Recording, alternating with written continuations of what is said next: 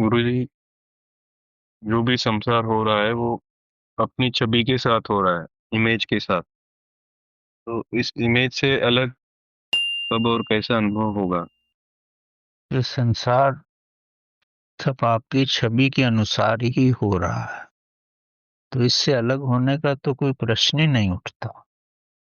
जो कुछ भी मिरर के सामने होता है वही तो उसके अंदर प्रतिबिंबित होता है।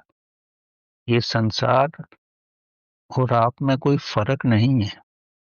ये संसार परमात्मा का विस्तृत रूप है और आपके जो अंदर है वो परमात्मा आत्मिक रूप में है। वो अविकसित रूप में है। उसका विकसित रूप ही माया है। तो इससे तात्पर्य आप यही लगाओ कि जो कुछ भी आपके अंदर है, अंदर होने का मतलब ये नहीं है कि जो अब है, इससे पहले था, उससे पहले था, इतने जन्मों से पहले था। और वो कब और किस रूप में प्रतिबिंबित होगा ये भी कहना मुश्किल है। पर होता वही है जो आपके भीतर है।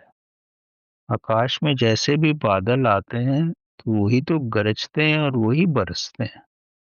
कभी हल्के बादल आते हैं, कभी घने आते हैं, कभी पूरे ही काले बादल आते हैं। बर्फ के टुकड़े भी बरस सकते हैं।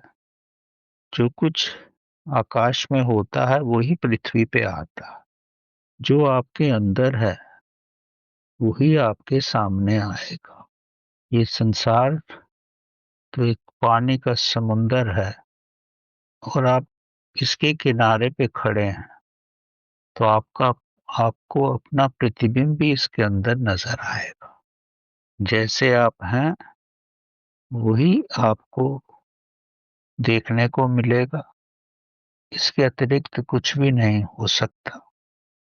आपके अंदर भी एक फिल्म चल रही है।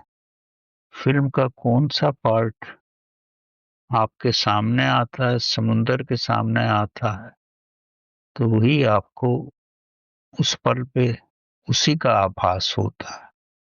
इसीलिए प्रतिपल सब कुछ बदल रहा है, पर है वही जो आपके अंदर है। इसको आप स्वयं भी अनुभव कर सकते हो। जब आप ध्यान की गहरी अवस्था में जाओगे तब आपको अनुभव हो जाएगा। जिसके भी आप कांटेक्ट में हो, जैसी वृत्तियां उसके पास हैं, तो वही वृत्तियां किसी समय आपके अंदर थी। अब उसको बैलेंस करने के लिए उसके अंदर आई हैं ताकि आपके कर्मों को बैलेंस कर सके।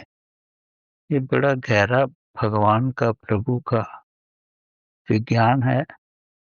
इसको पूर्ण रूप से समझना मनुष्य के वश की बात नहीं है, पर ऐसा ही आपको आभास होगा और आप स्वयं भी अपने अंदर अपने ध्यान की अवस्था में जाकर के सूक्ष्म रूप में इसका अनुभव कर सकते हैं।